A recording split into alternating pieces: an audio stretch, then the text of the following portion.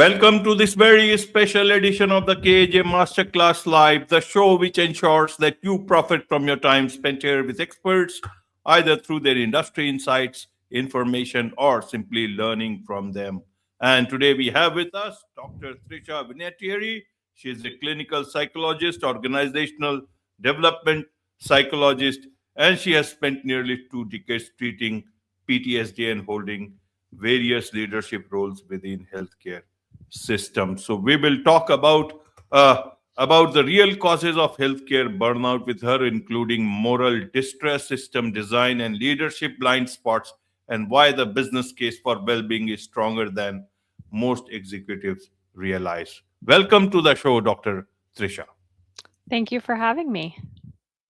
You're welcome. Welcome to the show. Welcome to India in this online form. And I'm sure not just in India, but a lot of people across the globe will benefit from what we are going to talk right now. We'll learn from you about how one can fix healthcare burnout. But before that, let's learn a bit about your background, your journey, so that the audience knows who they are listening to. Sure. I'm a clinical psychologist with a background in treating PTSD, as you mentioned. And in doing that work, especially in managing a clinical team, I experienced my own burnout, and that led me to taking on this role in a large healthcare system of chief wellbeing officer. And that role really focuses on being an advocate, a leader, and a strategist to work with the organization to identify what's really driving burnout, what are the root causes. And in that experience, I also then created my own business so I could work with other healthcare systems that may not have a chief wellbeing officer, but are very interested in addressing burnout in their organization. Absolutely, absolutely, Dr. Trisha. So, for a common person's understanding, help us understand what is it that you are trying to do? What is it that you do? What is your mission? My mission is to help individuals in healthcare enjoy their work again. Burnout is a global epidemic. It's been recognized by the World Health Organization, by various medical associations as a truly concerning situation that we need to address. And a big part of what burnout does is it really drains people of their energy, of their passion, of their meaning. And what we're seeing is people are leaving healthcare in droves because the burnout is too much. People are recognizing that they were drawn to this field because they want to work with people, they want to help people, and that ability to do that is being stymied by the systems they're working in that are either demanding too much of them, not giving them enough resources to do their job, or taking them more and more away from the work that they want to do. And so that is my mission, is to help organizations really reflect on ways in which they are doing business that is preventing the people that work in their organization from doing what they really enjoy. Absolutely, absolutely, Dr. Trisha. To understand it better, generally people have an impression that, and in different parts of the world it's different, that you go to a doctor, they will try to, but then several doctors charge a good amount of money. Hospitals charge a good amount of money. And many a times, a lot of people have complaints also of their own experiences, genuine ones, not so genuine ones also leading to, cases also in the hospitals, against doctors, different cases in different parts of the world. Amidst all these things, there is also that, there are people whom are not able to take care of us, that, especially elderly people are not being taken care of as respectfully as they should be. So general impression is that they are very happy people, they make a lot of money. Individual cases might be that people have their own problems within the healthcare system. Then why does it look like that there is a lot of burnout within the healthcare system? Who is facing this burnout? Why are they facing this burnout? And who is leading? Is it the patients? Because patients have nowhere to go. They will go to the hospital, they will go to the doctors. Help us understand in this backdrop, Dr. Trisha. Sure. So I'll start by saying that most people that go into medicine have very altruistic purposes for doing so. They want to help people. And when we look at the research, at least in the global north, the burnout rates are somewhere around 50 to 60% of physicians. And that's not even including nurses and other specialties in medicine. And so it's a very real thing. Burnout is a very real thing. And it's not necessarily the patients or the work with the patients that are leading people to experiencing burnout. It's really going into a field that's demanding so much of these individuals, demanding things that happen within the system like documentation, insurance. I'm more familiar with how things are done in places like Canada and the US and the UK and places like that. So I can't speak globally what's going on in healthcare, but there's oftentimes a very complex industry around healthcare, and it's those complexities that then translate to doctors having to do a lot of administrative work that takes them away from working with their patients. And that's part of why we see people leaving healthcare is they're like, I signed up to work with patients. I signed up to help people do better and feel better in their lives, and I feel like that's being impacted by these increasing demands on my time while I'm at work that are maybe adjacent or related to doing patient care, but aren't actually allowing me to sit down with the patient and work with them. And so a lot of it is really, again, created by the industry, by the organizations, by regulations, and things like that, not necessarily individuals who go into the field of medicine. So I think that's a common myth that people have, that people are burnt out because they just don't have internal fortitude. Like they just haven't learned how to manage their stress. And if they could just figure that out, they wouldn't be burnt out. But what we're finding is that many resilient people are experiencing burnout. I think that people that go into healthcare are already pretty resilient. That's just part of what drew them to the field. But they're still experiencing burnout because despite all their efforts to really take care of themselves, it's not sufficient in terms of the demands on their time and their energy when they are at work. Absolutely, absolutely, Dr. Trisha. I understand it a bit. Now, let me ask you, because you can have some restrictions to, because you are into that field, you may not be answered it that way. So feel free not to answer anything. But I certainly have that independence to ask. And let me understand it. Is it that only healthcare providers and doctors are, do CEOs of such hospitals or systems also face burnout? Are the administrators of such systems, do they also face burnout? Or is it that they have offloaded all these, administrative works to the people who are actually needed by the patients, just because they don't want to hire the right kind of people or the right amount of people within their systems? That is the main problem. Are you hinting at the leadership in these hospital administrations in a lot of places? Help us understand from that point of view, Dr. Trisha. Yeah, so burnout can be experienced in many industries, and it can be experienced throughout healthcare organizations or through leadership in other industries as well. Something that seems to be kind of a common factor in fields where there is high burnout is there's kind of what we call human labor, or human, like labor that comes from human connection. So teachers, individuals that are in transportation, that um, are conductors of trains or in public transport and things like that. When you're interacting with people day in and day out, and that's a big part of your job, that can definitely lead to burnout. So absolutely, leadership and administrative people in healthcare can absolutely experience burnout as well. It's that, again, that human labor piece that's there in terms of the amount of time and energy we spend working with people versus maybe computer programming or other things where you maybe, or agriculture, where you may not have so much of that human to human connection. So absolutely. And I don't think it's a function of people foisting their work or shoving their work onto medical providers. I think that overall, in the last few decades, we've seen just a marked increase in the amount of administrative work that people do.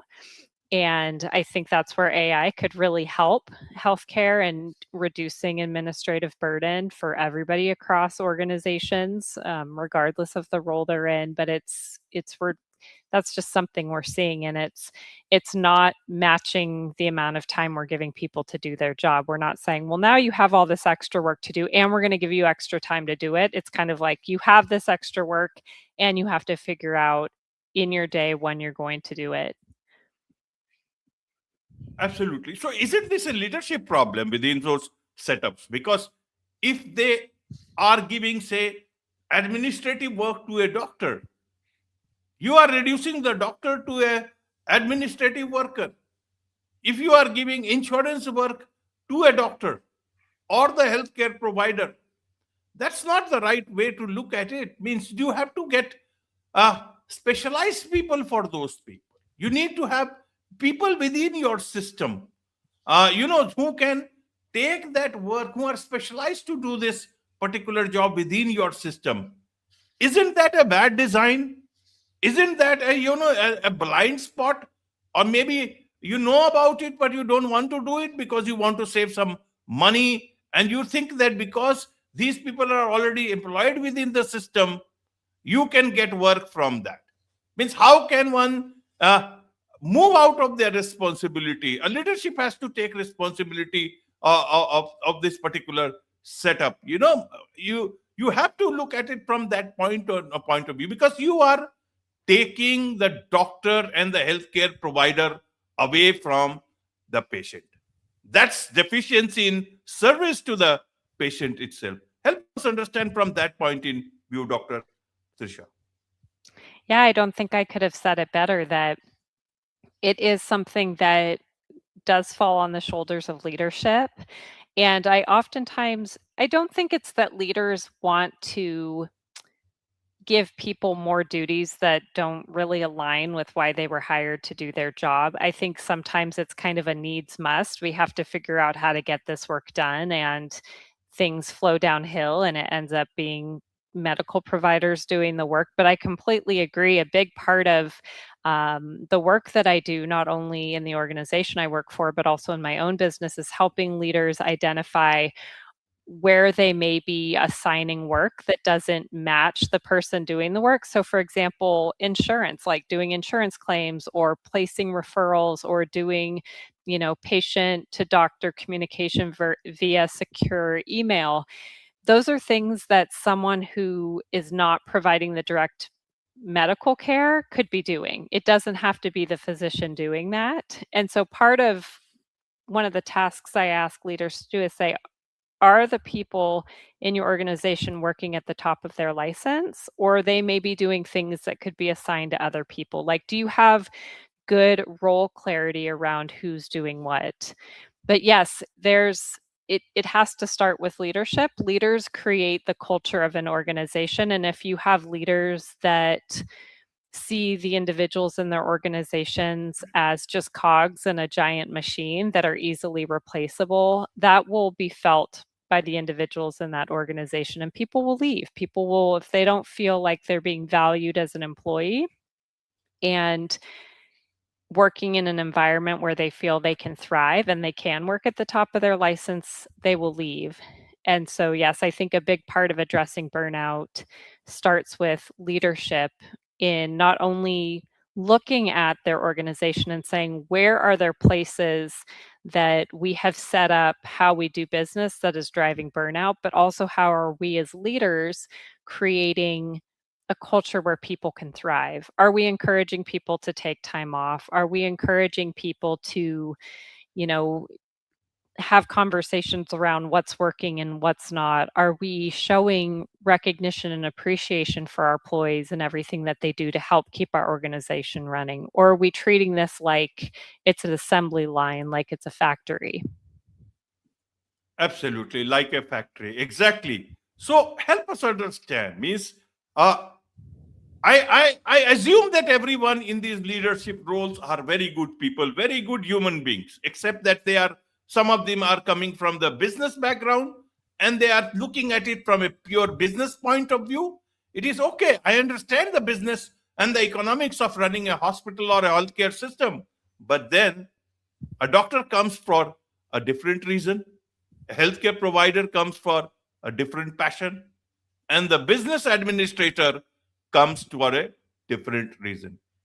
And when they come within that system, since everyone comes from a different point in view, that is where the discord is, in spite of everyone being very good. How do you solve this? Is it because, those guys are just trying to look very innocent but are not so innocent? Because you can't just not see this problem that it has led to burnout, resilient doctors, healthcare providers leading to burnout, and you cannot still say that, I didn't notice, I didn't understand it, or I had to take care of the business interests of the organization. So I, now, I made the doctor sign, look at the all the context switching from a suddenly becoming a physician, he is becoming a insurance expert, and that healthcare provider is also doing that. you know Help us understand from that point in view, are leaders not so efficient? Do they only get blinded just by the administration part of it and by the business and the economics part of it? Obviously the hospitals and the healthcare system will make profit. That's for a given.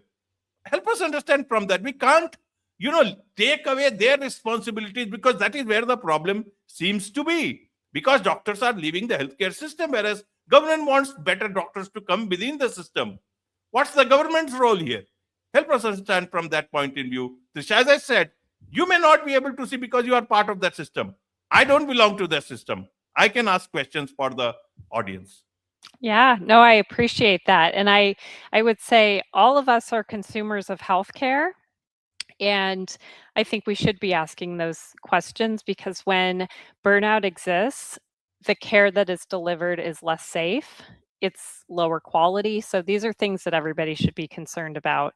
But I think when I'm working with leaders, I understand that the pressures they have are going to be different than those that the medical providers are experiencing, and they may be thinking it about the fiscal viability of the organization, of their business. There's a very strong business case that can be made for addressing burnout. Every time a physician leaves an organization, at least when we look at the numbers in the US, it's in the millions of dollars that the organization loses on lost productivity, the cost for recruitment, the gap between when that provider leaves and a new one is hired, and they are ramping up their panel. And so there's a very strong business case that can be made for looking at burnout and fixing it. And I really think many people are scratching their heads saying, how do we address burnout? And historically, we've thought about it as, as long as we give people wellness apps and we allow them to practice mindfulness and do yoga, their burnout will magically disappear. And again, those are all really key, important. Personal resilience and self-care is a key to addressing burnout. But if we don't pair that with looking at what within the institution or within the business is really driving burnout, it's not going to be effective. It's not going to solve the burnout issue. So I think that as more and more research comes out, healthcare leaders are recognizing like burnout is something that is not only causing us to lose some of our best people, and it's not only diminishing the quality of care we're receiving, but it's also hurting our business. It's bad for business to have burnout as well. So there's a human cost, but there's also a really big business cost as well.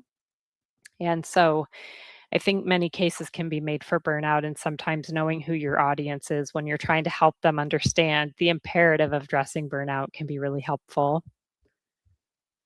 Absolutely. And understanding from the doctor's point of view, Dr. Trisha, is that you talk about moral distress. And that is where you talk about that good doctors, they feel like they are providing bad care. Help us understand this part also. What is this moral distress? And why do doctors feel that they are not be able to provide the best care that they are capable of. Yeah, moral distress is very related to burnout. It's something that can drive burnout. And moral distress is when you feel that the work you are doing is not aligning with your professional values. And so you gave a really good example where when doctors feel like they can't deliver the quality of care that they would like to, they have distress around like I don't think I'm abiding by my ethical and moral codes that I abide by as a doctor to do no harm.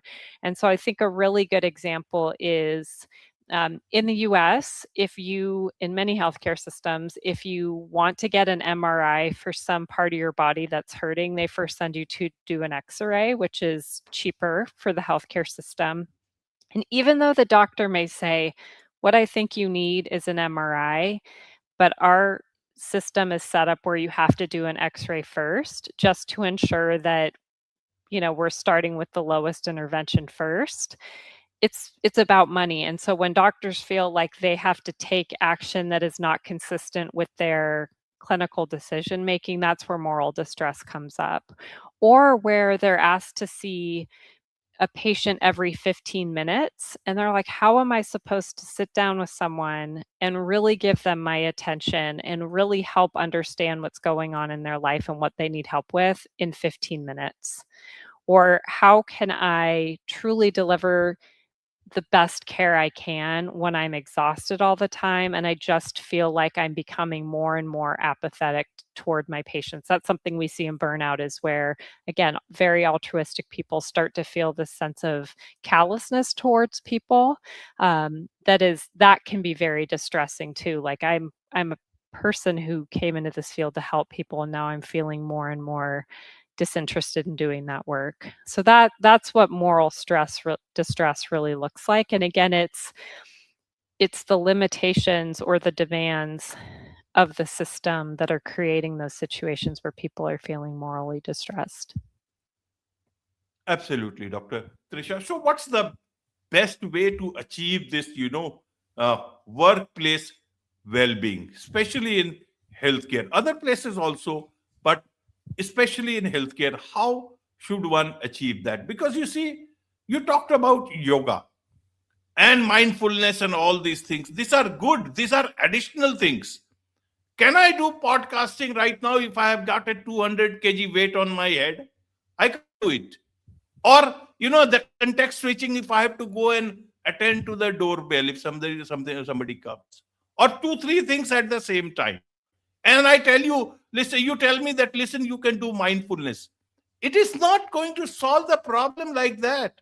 Even in workplaces, if you are asking the real, instead of the real work, you are pushing some lots of context switching in either in healthcare system or any other system, then that is going to continue to lead to burnout, because we are not made like that.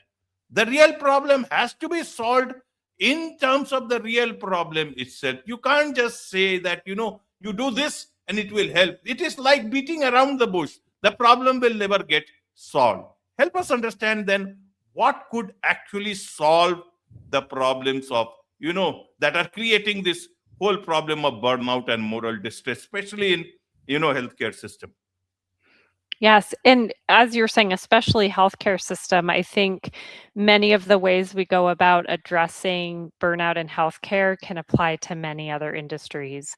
So the first thing is to assess what in your organization is driving burnout. And the best way to do that is to talk to your frontline staff, to talk to the people doing the work day in and day out and saying, what causes your burnout? Is it that you leave 2 hours after your work schedule ends and then you're doing documentation into the evening when you want to be spending time with your family? Is it that you are spending your time doing things like fixing a copier or having to find, you know, latex gloves for the exam room because no one has put them in there for you? Or is it that when you come to work, you don't feel like you're recognized as a human and appreciated for your value? Rather, you feel like you're there to provide a service and that's it. And the organization doesn't really value what you bring to it. So and that really starts with leadership. Because I will tell you, in talking with staff, they're like, yes, I can tell you what drives my burnout, but I need to make sure that the people that can affect change, the people that can make the change in the organization, hear that. And so that is the first step, again, is to really assess in your organization what's driving burnout. And in doing this work in the organization I work for, and talking to other organizations, it's usually there's about 6 or 7 categories that many of those things fall into, which is good because we have resources around how to address that. If it's, for example, documentation inefficiencies, there are a lot of different resources like Ambient Scribe and other AI tools that can help speed up documentation. So starting with having those conversations with your staff. What is your burnout? What is driving your burnout? And then also asking your frontline staff, what are your ideas about how we can address it? Because I promise you, the people experiencing burnout, have thought about how things could be different and better so that they weren't experiencing burnout. So that is where I would start. And then the rest is just, how do we act on the feedback we're getting from our staff? Absolutely, absolutely. There's so much to learn about all this from you, Dr. Trisha. And I'm sure a lot of people would want to connect with you, learn more from you, about you, and also, perhaps be your client. What's the best way for them to do so? Sure. So I'm on LinkedIn. I'm the only Dr. Trisha Vinatieri on LinkedIn. You can also visit me at my website, cliniciancareconsulting.com. So that's a good place to go to connect with me. Wonderful. With this, it's a wrap on this very special edition of the KAJ Masterclass Live. Thank you so much indeed for joining us. Thank you for having me.